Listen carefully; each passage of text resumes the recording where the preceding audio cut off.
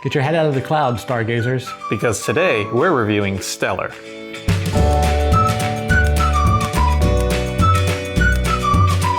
Stellar is a two-player game where you each use hand management to collect cards to build your own display of the night sky.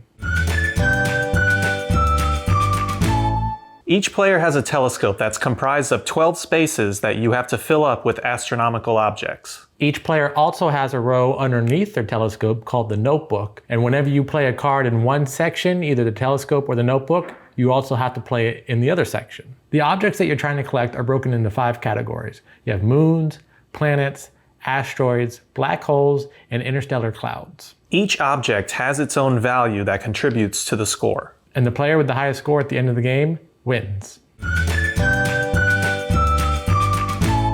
One of the things that I noticed first off when I opened the box is that you have to set up your telescope using 12 cards. So it's basically you're setting up a play mat for yourself, but using cards. And I don't know about you, but anytime you try to set up cards, they're gonna get shaken if the table gets moved or whatever. So it's very hard to keep your telescope intact, especially when you're playing cards on it. It's called a telescope, but really it's 12 different cards aligned with a portion of pictures. And really there's a telescope in there, but it's like a silhouette of the night sky, telescope, and ground. I don't know, I'm with you on that as far as like, because when you play a card in a section, you know, it could shift the whole shape of it, and then you have to like kind of manage that in order to keep it in its designed shape. So the box says that the game is made for 2 players, ages 8 and up. It'll take about a half an hour. I think the timing is right. When we did our playthrough, it was about a half an hour. 2-player game, obviously there's only 2 telescopes. I think kids younger than 8 could probably play it because it's not a super complicated game. Calculating with the multipliers and things like that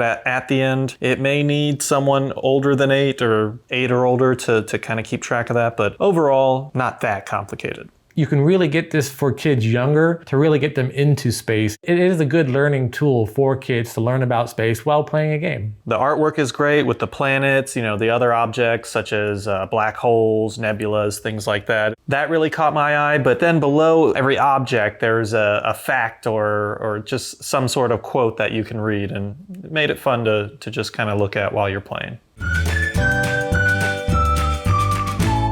There's a little bit of luck of the draw of how the community cards are laid out and how you choose the objects that you're choosing from the community deck. But other than that, the strategy is really determining which card you're going to play in your telescope and which card you're going to play in your notebook. Because you have to be able to multiply the two together, and you're doing the math in your head trying to think of, okay, at the end of the game, what's my score going to be and how can I get the highest score possible? Because of that luck of the draw, it does make it very dynamic. So if you can start off with a strategy of maybe going for moons, and then all of a sudden you see that's not how it's turning out, you have to quickly pivot to try and see how you can recover and make a new strategy to get more points. Yes, it's a 2-player game, but for the most part, when we played, we were kind of independently doing our own thing. Besides the cards that I chose, there was very little interaction or anything I could really do to affect you unless I took a card you needed. It's very much a 2-player solitaire game. You're both are choosing from a community deck of cards where you're picking your objects, but other than that, what you do in your telescope and down in your notebook isn't really going to affect what the other person does in theirs. What you could try and do as far as the strategy goes is you can see what your opponent is going after. So therefore, if I want to try and limit the points or the multipliers that you're trying to get, I would just take